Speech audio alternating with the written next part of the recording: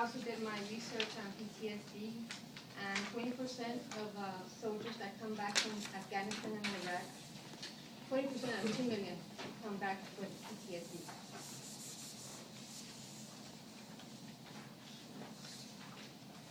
And I'm going to base my paper on him explaining how the now short stories that we read in class, the things that they carry demonstrates how war soldiers daily living during war causes experience that leads soldiers to have PTSD, and I will also determine what kind of treatments, especially a new therapeutic treatment called war dogs, helps cure this disorder and how the public is entitled to be aware of the effects. I'll just wait.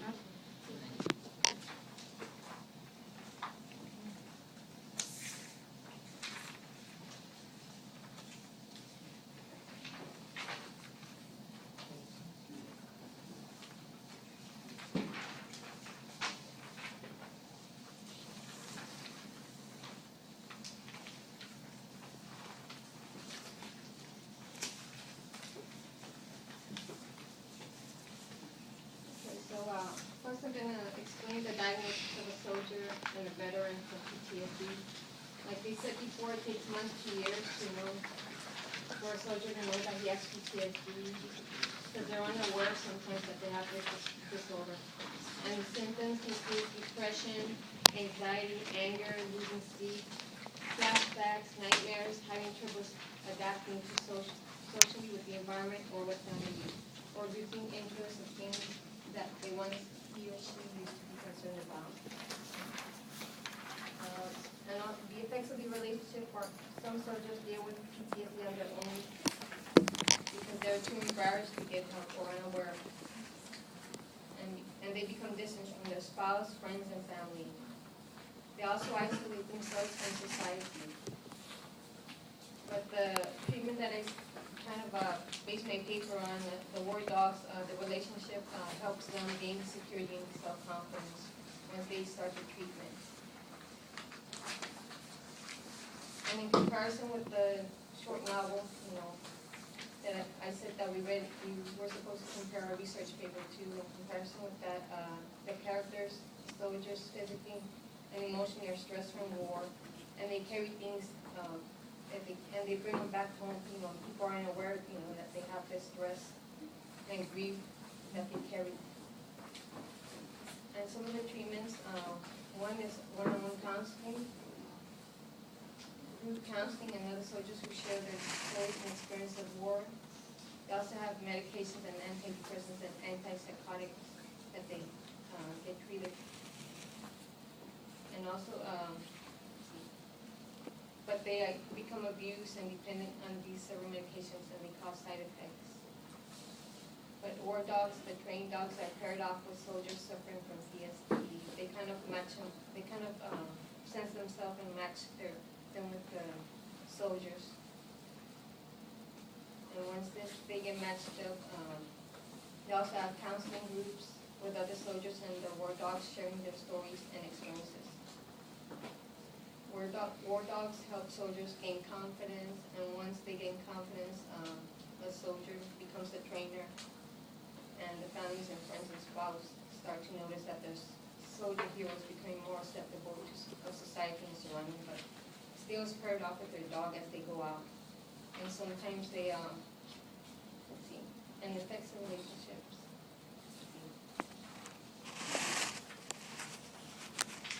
Well, I already did this explanation. I'm sorry. Public awareness. I have not read any literature published about PTSD in college, but there's literature that shows symptoms that may lead to PTSD, but never mentioned how to cope with PTSD. There are several PTSD movies, like Beast the this came out in October, but I was unable to view it because it was only showing in Austin. And of course, there's websites and books based on PTSD. My goal is to educate and prepare families of PTSD to get an early diagnosis for a soldier, and then I just listed the website at the end. That's about it. And the movie on Beast Among Saints, it's about a a soldier that suffers PTSD, and he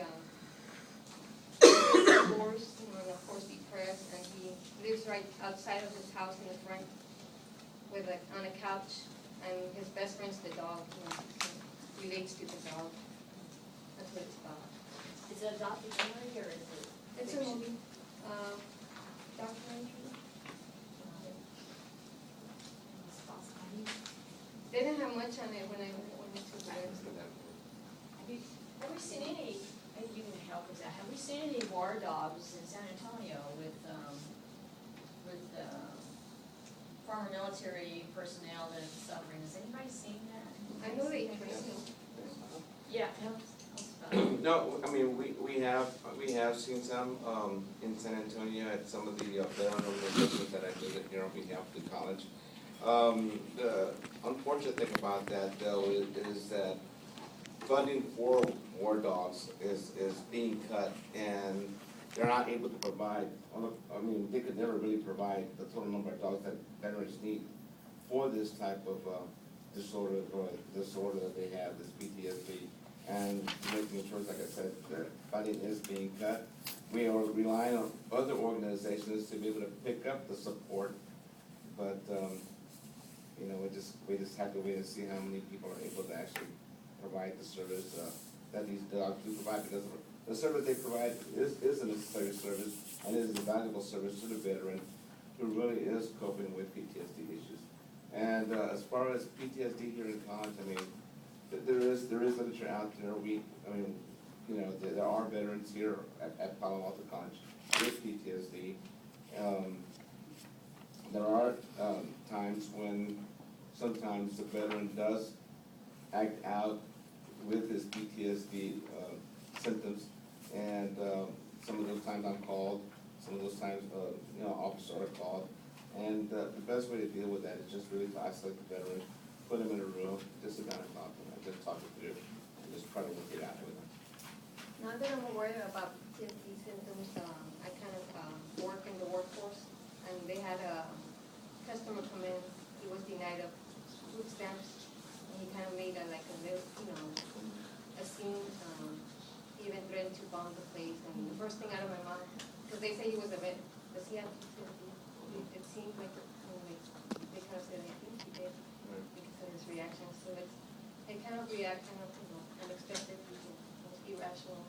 Right. But you never think that they have PTSD. Right, and one of the things that you mentioned in your thing under the effects of relationships, where people with PTSD, they're either embarrassed to get the help, and that's really primarily because there's a stigma involved with PTSD. And the minute that somebody feels that you have PTSD or knows that you have PTSD, you're treated differently. Because you're treated like you can go postal, or you can go off on anybody for any kind of given reason or whatever. So a lot of veterans don't want to carry that stigma, carry that tag, and that's why they don't go out and try to get the support that they truly need.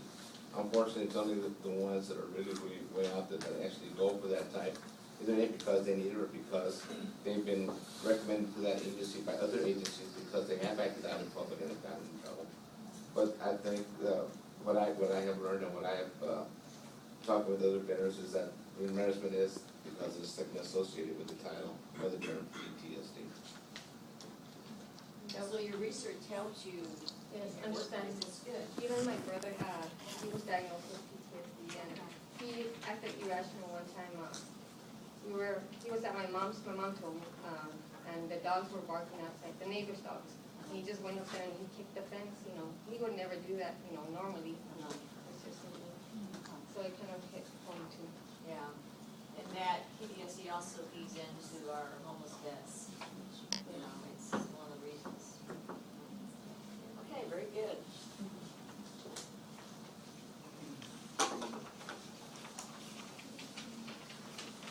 Here's our history buff. All right, I did mine on forgotten women in war. The early as elementary school, you always hear much about, women in war and battles and so that's pretty much what I did my presentation on. And today, since it's accepted that, war is for men, in most literature, stories, media, you may hear about men in war hardly ever see any women in a battle. You know, most of our texts have poems like the things they carried, stories like things they carried, where it's written by men, talked about men, or even like poems like to the Custa going to war. You know, it's also about, you know, the glorifying of man, how he left all his loved ones, whatever, for the glory of battle. And I believe that much of this is, you know, our media has a lot to play in this. We're not, you know, bringing it to our attention. You know, you look at Hollywood movies, you see like Schwarzenegger, and you see, you know, Stallone. You ever see any movie like that of women, you know, glorious battle and stuff like that, and, you know, even our video games today, you know, Medal of Honor, Combat, you never play as a female character, it's always a male character.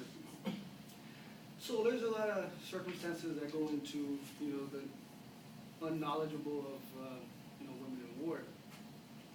So, you know, I went to gender roles in our modern military, and even today, 2/3 of our females are in clerical, nurses, communications. They're still not officially allowed in front lines or in combat situations. Sometimes they are exposed to combat situations because of the welfare tactics now, where they could be patrolling as a medic or as a journalist or something, and then all of a sudden a fight breaks loose, and so then they have to defend themselves. But officially, they're not able to fight in the front lines or in combat situations.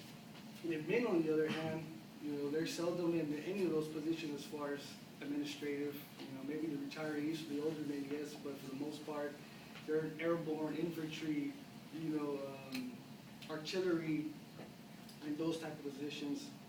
So even before women enlist or men enlist, their roles predetermined for the most part. You know, they're going to be in this position or you're going to be in that position for the most part.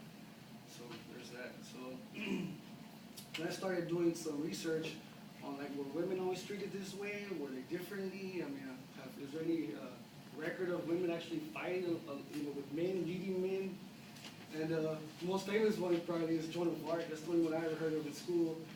And she actually participated in the battlefields. She was a challenge authority. She dressed as a male at first for the first battle. It was a civil war in France, and you know, at first she dressed as a boy. She was young. She was 15, so she was able to pull it off. Eventually, she got wounded and stripped of her armor, and noticed that, hey, she's a female. You know, they started all type of controversy and stuff. But she showed her bravery and her skills, so they let her continue to fight. And later she became renowned as a technician and a strategic. So she ended up fighting 4 major battles in France. It was St. Augustine, Les Tournes, New Orleans, and I'm not sure how to pronounce this, Actures, whatever, but these were major wars. These were major battles. These weren't like, you know, backyard brawl or city discrepancy. This was like something that would be equivalent to like Battle of the Bulge or Gettysburg or something of that nature. And eventually she ended up getting betrayed, and the opposition captured her, and they tried her, and then she ended up, you know, being burned at the stake. And later, she became a martyr, and the Catholic Church declared her a saint, you know, which was, you know, a rarity back then in the 14th century. So that was her. And I put a quote that she quoted. It says, "One life is all we have. All we live it as we believe in living it. But to sacrifice what you are and to live without belief, that is a fate more terrible than dying." And that was her. And then I did another one on Tamaris. She became queen after her husband died, and was president now Iran. And the Persian Emperor Cyrus found out the news that her husband had died, and she became queen. So he tried to invade her land, you know, thinking that it would be easy, you know, there's no king, whatever, female, blah blah blah. So she goes in there. He goes in there trying to invade, and of course, to his surprise, she was ruthless. She was Historians call her as ruthless as any male emperor or king. She eventually went into war with Cyrus after she defeated the Persian Empire. She strolls through the battlefield, finds his corpse, and cuts off his head. It is rumored, or it's claimed that she kept his head the entire time until her death. And she used it as a wine cup to drink wine and whatever else they drank at the time. And I put a quote that she put: "I live and have conquered you in fight. I make good of my threat and give you your blood, your fill of blood." No, sorry. And this is my last one here, is Movia. She became queen as well after her husband passed away, and she reigned over what is now Turkey. And her too, right away, she got respect of her enemies and her people. She fought alongside her men. She defied Rome. She was one of the main rebellions of Roman time at the time. Emperor Aurelius spoke: "Those who speak with contempt of war I am waging against women are ignorant of both the character and power as in Bolivia." So back then, all these men or the civilizations had a lot of respect for women. They respected them as leaders, and they didn't take them lightly, and they gave them the opportunity to, lead. And here's their stereotypes. This is Newt Gingrich. He quoted that females biologically have problems staying in a ditch for 30 days because they don't have the upper body strength. Then again, this is a common myth, that women lack the decisiveness, the courage, are intellectually not equal to men, or don't have the physical strength. We all know that's not true. But there's a lot of people like him. He's a politician, a well-renowned politician, and I'm sure there's others in this party that think the same. And then there's the future. This is a picture of Israelis, the actual women. Israel's the only country in the world that allows their women to actually fight in actual combat, just alongside of men. They go through the same training as men, and psychologically and physically, have the same type of guidelines. And then, what else I think I put, if these other history ladies, the Nobia and Joan of Arc, if they were alive today, would they have been given the opportunities to lead? We all know what they could have done, but in today's times, with the gender roles and the stereotypes and discrimination, would they have been given the opportunity? And our history has shown that these women have led wars, protecting their beliefs and fighting injustice. They proved to have the necessary skills mentally and physically. They have the ability to become great leaders. They're given the opportunities afforded to their men, to their male counterparts. And that's about it. Now, I have a question for you, and all your papers have been very historical. Are you gonna change your major and become a history professor? I don't know. I just got fascinated with the subject. Yeah. It's just things I didn't know. Think about that. I get interested. All right, that's and it's true about Israel, and the women's soldiers. Yeah, it's pretty good. Any comments or questions? They have they let them train them as men and stuff like that in Israel, but they don't have rights in the. They don't have their rights. They don't have equal rights in the civilian world. Oh, in Israel? Is that true or? Well, some of the Middle Eastern countries, including Israel, they still have which like in India, there's caste systems or social classes. Women historically, both biblically and in history, have always had the subordinate role. But there's a theme that ties all these three together that I see, is that women have added a lot of value to our militaries, but they're underappreciated, they're not noticed like they should be. I see that theme running through everything, that all the presentations that I've seen so far. And that's amazing because even the first group that presented that quote that said, Well, we just don't know what name to give them. How about giving them equality? How about giving them the equal respect? Because not only are men giving their lives, but women have given their lives too. Maybe not like you said directly, involuntarily or voluntarily, but they also feel the effects of war, military, and changes in history where men are calling the shots in a lot of places. But to go back to that question, in the Middle East, yes, women have that subordinate role, but yet women are just as willing to give their lives for their country, for their causes. Yeah, I mean, women can just be just as patriotic as men.